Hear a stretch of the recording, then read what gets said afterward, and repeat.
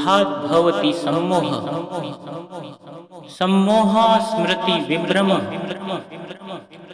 स्मृति भ्रंशात् बुद्धिनाशो, बुद्धिनाशात् प्रणश्यति। आज हम जिस विषय पर बात करेंगे वो है क्रोध, भय और अहंकार। क्रोध वह भावना है जो हमारे संपूर्ण जीवन को घेरे रहता है। क्रोध को ना उम्र की मर्यादा है ना ही ज्ञान की। कब, कहाँ और किस कारण से क्रोध पैदा हो जाए वो कोई नहीं जानता। और जब क्रोध जन्म लेता है तो तुरंत ही विचार करने की शक्ति खो जाती है।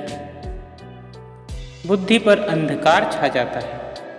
वर्षों के संबंध पल भर में टूट जाते हैं। सारा जीवन बिखर जाता है।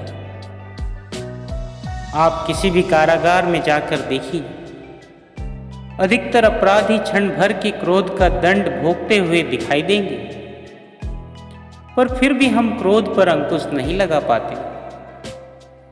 बार बार हम क्रोध ना करने का प्रण तो लेते हैं, लेकिन फिर भी हमसे क्रोध हो जाता है। ये क्रोध वास्तव में क्या है, क्यों जन्म लेता है और क्यों अंकुश में नहीं रहता? आप एक बालक को देखिए, उसे किसी वस्तु की इच्छा उत्पन्न होती है और उस समय उसे वह नहीं मिलती या कोई उसे भयभीत करता हो तो वह प्रतिक्रिया देता है। बालक की प्रतिक्रिया क्रोध है, क्योंकि बालक निर्बल है, निसहाय है। बालक अपने से बड़ों को अपने वजूद का एहसास, अपने अस्तित्व की प्रतीति करवाने का प्रयास करता है क्रोध के माध्यम से। बड़े होने पर हम भी ऐसा नहीं करते क्या? क्या क्रोध हमारे भीतर बैठे बालक का प्रतिभाव नहीं है? अर्थात क्या क्रोध वास्तव में बालक जैसे व्यवहार का नाम नहीं? जब अहंकार को घाव लगता है, जब भय होता है, जब कोई वस्तु हमें प्राप्त नहीं होती, तब हमें क्रोध आता है, ठीक किसी बालक की भांति। हम जानते हैं कि आईने के सामने खड़े होकर मुंह बनाने का खेल बालकों को शोभा देता है, बड़ों को शोभा नहीं देता। फिर भी हम बालक की भांति क्रोध करना बंद नहीं करते। हम अनुभव से जानते हैं, दूसरों को देखकर बता सकते हैं कि क्रोध से कभी कुछ प्राप्त नहीं होता। सम्मान हो, संपत्ति हो, प्रेम हो या सुरक्षा हो, क्रोध से नहीं मिलता। मिलता है तो स्वयं के प्रयासों से, कार्य करने से। मनुष्य अपनी आदतों के अनुसार ही जीता रहता है। क्रोध भी आदत बन जाती है, और इस आदत को ना छोड़ने की भी एक आदत बन जाती है। दोस्तों, हमारे चाहते हुए भी हम अपने प्रतिभावों को रोक नहीं पाते। हम स्वयं को बड़े मानते हैं, लेकिन थोड़ा सा कारण मिलते ही हमारे भीतर का बालक क्रोध कर बैठता है। अर्थात क्रोध वास्तव में कुछ भी नहीं है, हमारी बालक बुद्धि का ही नाम है। जैसे ही हम इतना स्मरण में रखें कि हम बालक नहीं हैं, बालक जैसा व्यवहार हमें शोभा नहीं देता, वैसे ही क्रोध स्वयं ही बंद हो जाता है। जब भी किसी व्यक्ति के कार्य में अहम भाव प्रबल हो तो वह अहंकार है। व्यक्ति जैसा भी हो, उसे व्यक्तित्व केवल वैसा ही प्राप्त होता है। व्यक्ति यदि अपने कर्मों के लिए स्वयं को उत्तरदायी समझे तो वह स्वतंत्र था। जब तक व्यक्ति किसी और को उत्तरदायी समझेगा, तब तक वह निर्बल ही रहेगा। व्यक्ति यदि यह सोचेगा कि उसके दुख का कारण कोई और है, तो वह सुखी कैसे रहेगा? यह असंभव है, क्योंकि दूसरों को परिवर्तित करना उसके वश में नहीं है। वो तो केवल अपने आप को परिवर्तित कर सकता है। यही एक स्वतंत्रता है उसके पास। जो पीड़ा है, जो कष्ट है, व्यक्ति के अपने फल है, अपने निर्णय के फल। और जिस दिन वह अपने निर्णय परिवर्तित कर दे, उसी दिन उसके जीवन में परिवर्तन भी आता है। जिन्होंने जीवन के प्रति घृणा सिखाई, उन सभी व्यक्तियों ने पृथ्वी को, समाज को नर्क बनाने में अपना योगदान दिया है। इसलिए अधिकांश व्यक्ति अपने दोष, अपनी त्रुटियां और अपनी व्यर्थता को जीवन पर आरोपित कर मुक्त हो जाते हैं। उन्हें लगता है कि जीवन ऐसा ही है और उसके समक्ष वह विवश है। वह यह नहीं समझते कि वह जिन प्रवृत्तियों को लिए हैं, वो प्रवृत्तियां दुख को जन्म देने वाली वृत्तियां हैं। वो अपने अज्ञानता की गहराई से अनभिज्ञ है और वे अपने अहंकार में यह स्वीकार नहीं कर पाता कि वो तो कुछ जानते ही नहीं। अहंकार सर्वज्ञता का भ्रम उत्पन्न करता है।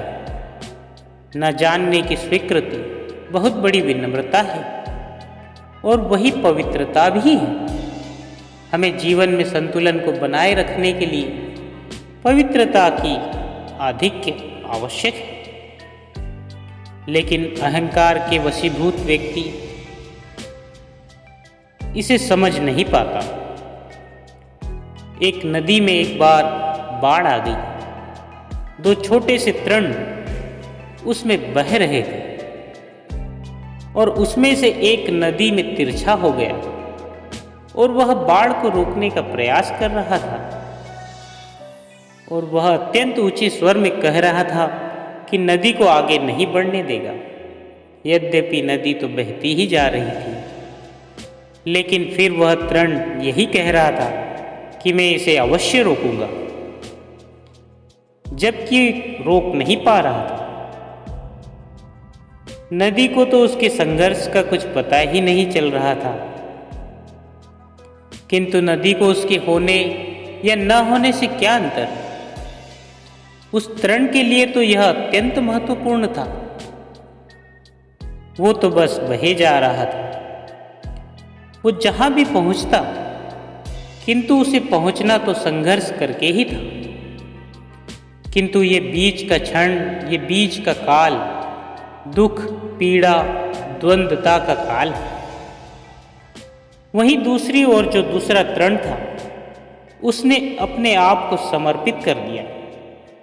वो तो नदी में सीधा पड़ा हुआ था, नदी के प्रवाह के साथ साथ बहता जाता था और उसे ऐसा प्रतीत हो रहा था कि वह नदी को दिशा प्रदान कर रहा है, उसे प्रवाहित होने में सहायता कर रहा हो। वो तो यह निश्चय कर बैठा था कि नदी को समुद्र तक पहुंचाकर ही रहेगा, किंतु नदी को उसकी उपस्थिति का आभास भी नहीं था। नदी पर उन दोनों के होने या न होने का कोई प्रभाव नहीं था। नदी तो बस बहे जा रही थी। अहंकार के वशीभूत व्यक्ति यह सोचता है कि जो भी हो रहा है वह उसके द्वारा किया जा रहा है, जबकि ऐसा नहीं होता। ब्रह्म की इच्छा को जाना नहीं जा सकता, किंतु ब्रह्म के साथ एक अवश्य हुआ जा सकता है। और तब व्यक्ति की अपनी इच्छा तो खो ही जाती है, केवल उसकी इच्छा ही शेष रह जाती है। अहंकार के वशीभूत व्यक्ति किसी से लड़ाई करता है। उनके बीच होने वाला द्वंद्व किसी व्यक्ति से नहीं, मानसिकता से होता है। उस द्वंद्व में संघर्ष अच्छाई या बुराई का नहीं होता। सभी में अच्छाई है और बुराई है। द्वंद्व तो विचारधाराओं का होता है। व्यक्ति अपने पराक्रम पर, अपनी क्षमता पर विश्वास कर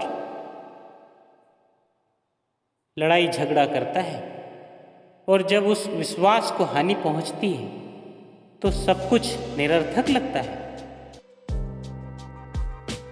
प्रत्येक आत्मा का लक्ष्य केवल सुख की प्राप्ति ही तो है, परमानंद की प्राप्ति।